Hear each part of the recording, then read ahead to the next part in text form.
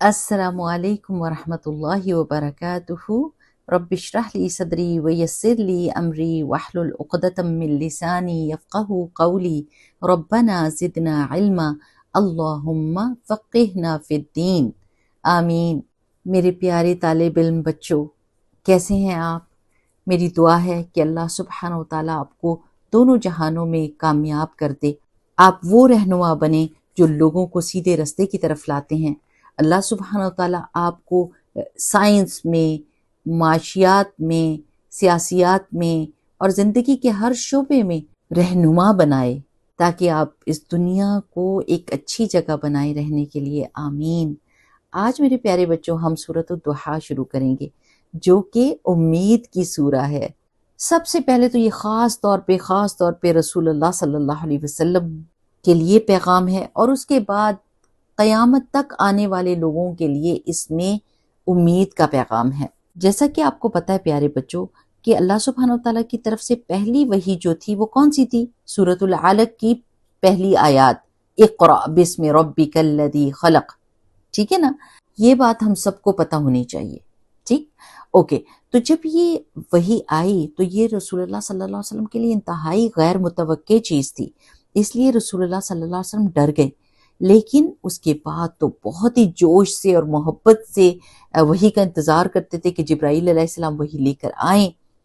پھر کیا ہوا پیارے بچوں کہ اچانک ایک وقفہ آیا جس میں جبرائیل علیہ السلام وحی لے کر نہیں آئے۔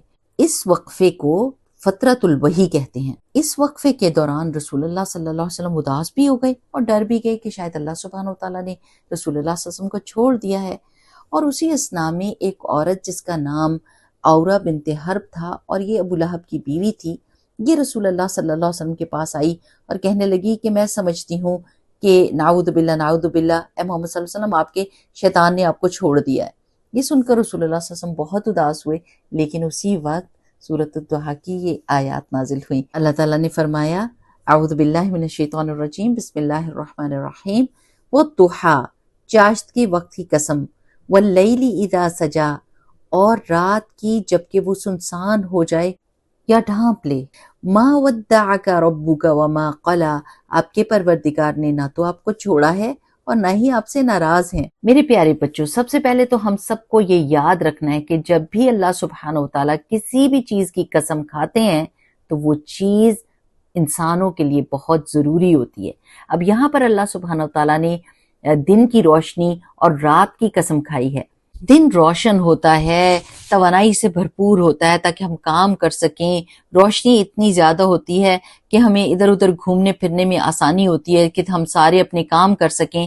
اور رات ہمارے لیے بہت زیادہ ضروری ہے کیونکہ یہ ہم کو زبردستی سلاتی ہے تاکہ ہمارا جسم آرام کر سکے، اپنی توانائی کو حاصل کر سکے دوبارہ اور صحت پکڑے۔ یہ دو قسم کھانے کے بعد اللہ سبحانہ وتعالیٰ نے رسول اللہ صلی اللہ علیہ وسلم سے کیا فرمایا کہ اللہ سبحانہ وتعالیٰ نے بالکل رسول اللہ صلی اللہ علیہ وسلم کو نہیں چھوڑا اور نہ ہی ان سے ناراض ہوئے ہیں۔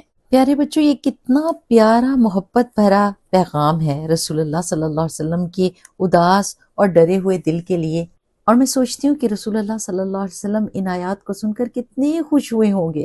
پیارے بچوں، انہی آیات میں ایک اور پیغام بھی ہے، اور وہ یہ ہے کہ جس طرح صبح ہوتی ہے اور رات ہوتی ہے، یہ ایک دوسرے کے آگے پیچھے آتی رہتی ہیں، اسی طرح زندگی میں ہمیں یہ توقع رکھنی چاہیے کہ مشکل وقت بھی آئیں گے، اداسی بھی آئے گی، لیکن وہ ہمیشہ نہیں رہے گی، اس کے بعد آسانی اور خوشیاں بھی آئیں گی، بالکل اسی طرح جس طرح رات کے بعد دن کی روشنی آتی ہے۔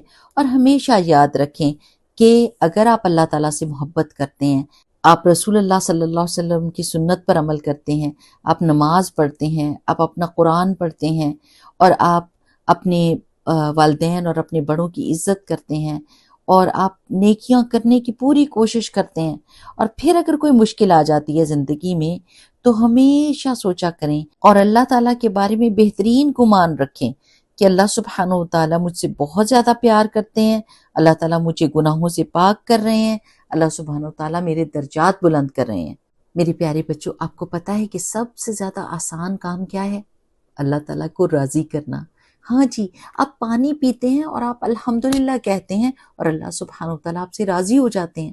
جبکہ لوگوں کو راضی کرنا بہت مشکل کام ہے۔ ہمارا رب اللہ سبحانہ و تعالیٰ اتنے زیادہ رحم کرنے والے ہیں کہ وہ آسانی کے ساتھ ہم کو معاف کر دیتے ہیں جب ہم سچی توبہ کرتے ہیں اور ہمارے چھوٹے چھوٹی نیکی کے کاموں پر اللہ سبحانہ و تعالیٰ ہم سے راضی ہو جاتے ہیں۔